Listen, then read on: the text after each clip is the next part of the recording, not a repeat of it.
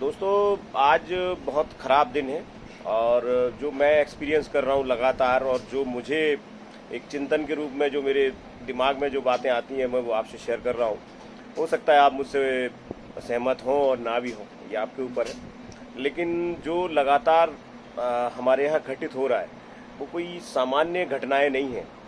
और ये मैं ये भी नहीं कह रहा हूँ कि शिवराज सिंह चौहान गए थे वहाँ पे ये घटना करने, ये भी मैं ऐसा कोई इल्ज़ाम नहीं लगा रहा हूँ। लेकिन हमें ये समझना पड़ेगा कि ये हो क्यों रहा है। मैं लगातार एक तीव्रता, आक्रामकता, एक जो जो सबल पक्ष होता है, एक एक एक निर्बल पक्ष होता है।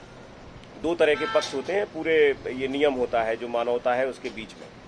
तो दोनों पक्षों में हम जब देख रहे हैं तो लगातार निर्बल पे हमला करना और सबल को अपनी ताकत और दबंगई दिखाना, ये मैं लगातार देख रहा हूँ। चाहे वो बहुसंख्यक के रूप में समझ सकते हैं आप, या किसी जातिवाद का जो एक जहर पहले से हमारे बीच में है उसको भी आप इस बात में, इस कॉन्टेक्स्ट में रख सकते हैं। तो समझ में ये आता है कि आज जब उस आदिवासी को आपने घसीटा और घसीट के, वो इतना घसीटने के बाद पहले तो उसको मारा आपने, मारने के बाद उसको घसीटा, और वो भी जो पिक्चर में हम गंदे सीन देखते थे कि एक खतरनाक साहूकार होता है और वो किसी को जो ब्याज नहीं देता या जो भी इस तरह की उसके ऊपर वो अत्याचार करता है तो गाड़ी में या घोड़े से बांध के घसीटते हुए हमने देखा। तो वो एक ऐसा सीन मध्य प्रदेश जैसी जगह में, आज की इस सिविलाइज्ड सोसाइटी में जहाँ पे कि हम आज़ादी के 70 साल आगे आ चुके हों, वहाँ पे अगर इस तरह के अगर हम घटनाक्रम देखेंगे तो कहाँ तक उचित है, ये आपको समझना पड़ेगा।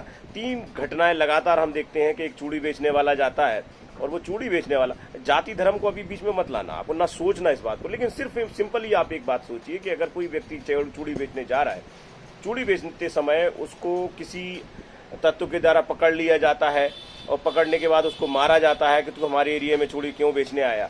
एक ये सोच, फिर बाद में उसको जब देखिए, प्रथम दृष्टया वो अपराध था किसी को मारना, लेकिन खुद मुख्यमंत्री के जो हमारे होम मिनिस्टर हैं श्री नरोत्तम मिश्रा जी, वो इसको कंडेम करते हैं और बोलते हैं कि अरे उसके पास नकली आईडी कार्ड था। वो सेकंड विषय हो सकता है, लेकिन फर्स्ट आपका ये विषय था कि आपको ऐसी सोच के लिए सबसे पहला शब्द आपके मुंह से होना चाहिए था कि ये गलत है, इस तरह से किसी को अधिकार नहीं दिया जा सकता मारने के लिए। इसके पहले की एक और घटना हम डिस्कस करें, इसके बाद की सॉरी, और वो थी कि जीरा टोस्ट बेचने गया बंदा, तो उसमें 2-3 लड़के उनको पकड़ के पहले कुटाई लगाते हैं उसकी। लेकिन अब खुशी की बात इसमें एक ये मुझे दिखाई पड़ती है, उम्मीद की किरण जिसको कहेंगे, कि वो गाँव वाले तुरंत भाग के आते हैं और उस व्यक्ति को बचा लेते हैं।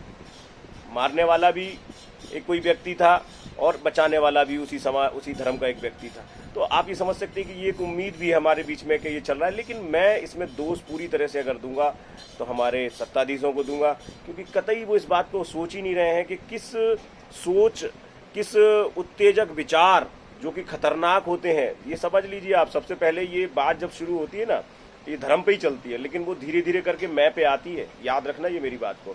और ये जब मैं पे चली जाती है तो फिर वो एक सिस्टम होता है हायरार्की के, ऊपर वाला नीचे वाले को मारेगा, वो नीचे वाला उससे नीचे वाले को मारेगा, उससे नीचे वाला और नीचे वाले को मारेगा। इसका सिस्टम और सिद्धांत ये है जो सोच की परवरिश इस समय पे मौजूदा हुक्मरान कर रहे हैं।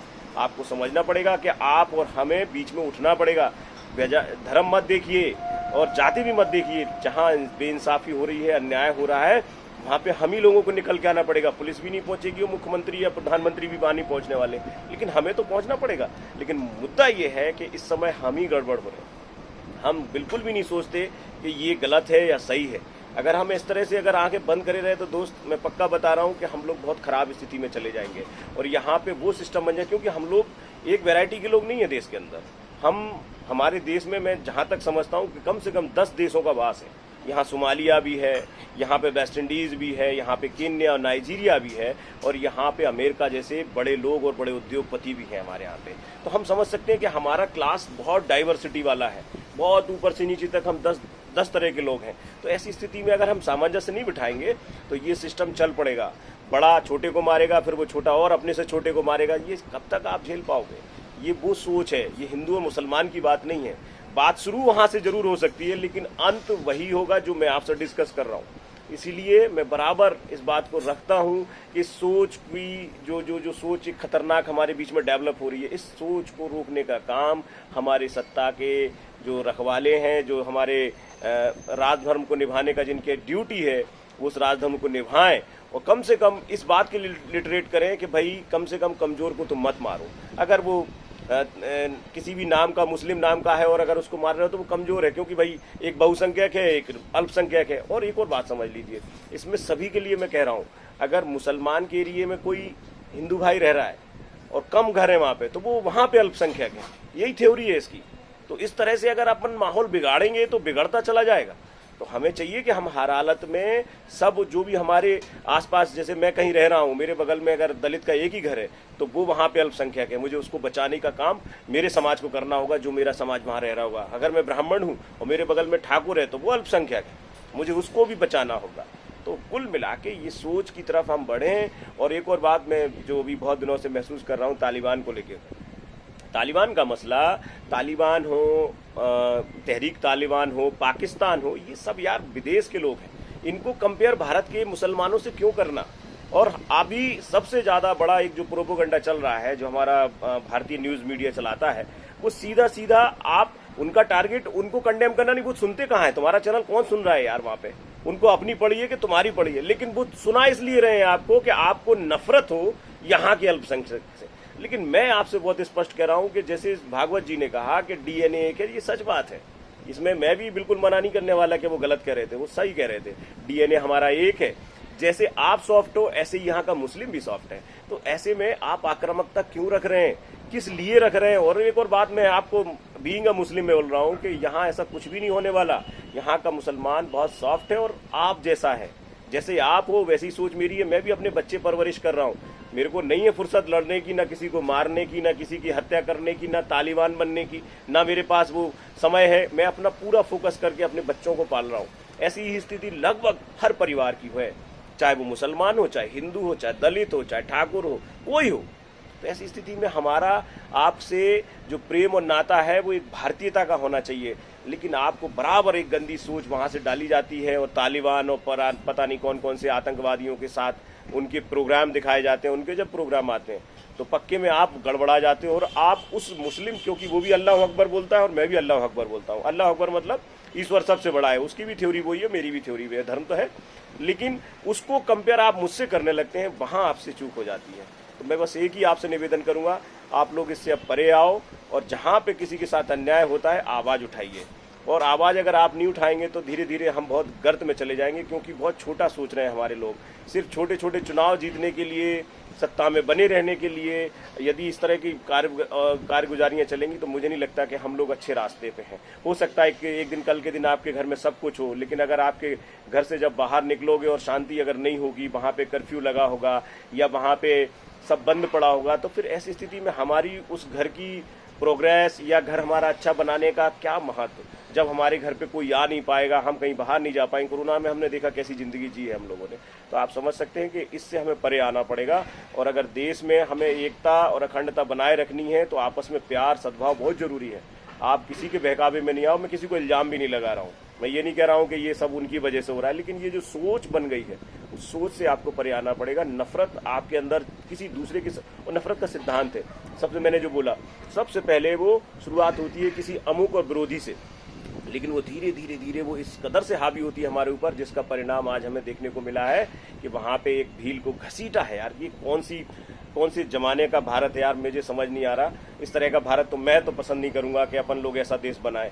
और आपको भी तय करना होगा कि अब बहुत हो गया। और कभी भी प्लीज जब किसी के साथ अन्याय हो, धर्म मत देखिए, उसका जाति मत देखिए, जाति और धर्म पे मत बटिए। आपको लगता है गलत है, आवाज उठाइए, है ना। इसमें कहीं कोई कानून को अपना काम करना चाहिए। और कभी भी, अभी एक और मैं एक बयान सुना था उज्जैन में, जब इसी चूड़ी वाले का केस था, तो कुछ लोग नारे लगा रहे थे कि एक बहुत खतरनाक बात मैं आपको कोट कर रहा हूँ यहाँ पे, इसके बाद बात मैं खत्म करूंगा। एक शब्द उन्होंने बोला वो जो मुझे बड़ा अटपटा सा लगा कि धर्म की रक्षा के लिए हम कानून वानून नहीं मानते। तो ये यही तो तालिबानी और उस तरफ के लोग बोलते हैं भाई। तो अगर ये सीख लोगे, हमें धर्म की रक्षा करनी है और कानून के तहत ही करनी है। बिल्कुल आपको आवाज उठाने का हक है। अगर किसी चूड़ी वाले ने या किसी दूसरे व्यक्ति ने किसी का नुकसान किया है तो बराबर से हमें उठाना, लेकिन कानून के तहत ही करना। अगर ये हम खुल के अगर ऐसे आने लगेंगे कि धर्म की रक्षा करने के लिए हमें किसी कानून की जरूरत नहीं है, तो ये भी अपने आप में देश के खिलाफ काम होगा। आप ही की सरकार है, आपकी सरकार होने के बाद अगर आप ऐसे बयान दे रहे हैं और हमारे होम मिनिस्टर कुछ भी नहीं बोल रहे हैं, तो ये मुझे लगता है कि ये थोड़ा सा गलत है और इस पे हर तरह से सरकार को कंडेम करना चाहिए कि नहीं, ये नहीं होगा। कानून का राज, आप खुद मुंह से बोल रहे हैं कि कानून का राज, आपकी हमारे होम मिनिस्टर नरोत्तम दादा खुद ही बोलते हैं कि कानून का राज होना चाहिए या कानून का राज है प्रदेश में। तो ये कैसा है? कोई कैसे खड़े होकर बोल सकता है कि धर्म की रक्षा के लिए हमारे कानून की जरूरत नहीं है? तो आप सबसे मैं कहूँगा, कानून की इज्जत करिए और कानून की इज्जत के साथ में सोसाइटी का वातावरण हमें ही बनाना होगा। इसमें मैं मुख्यमंत्री को दोष नहीं दे सकता और मैं दोष किसी प्रधानमंत्री को भी नहीं दे सकता। ये दोष हमारा है क्योंकि हम अन्याय के खिलाफ बोलना बंद कर रहे हैं। हम अन्याय को ये धर्म के चश्मे से या फिर जाति मजहब के चश्मे से देखते हैं, जो कि हमारे देश के लिए बेहद निराशाजनक होगा। तो इसलिए मैं सबसे रिक्वेस्ट करूंगा कि आप आज से और अब से हमें ये प्रण करना होगा कि जब भी किसी के साथ शोषण हो रहा हो, किसी के साथ अन्याय हो रहा हो, तो हमें बोलना है। थैंक यू सो मच, धन्यवाद, आपने मुझे सुना।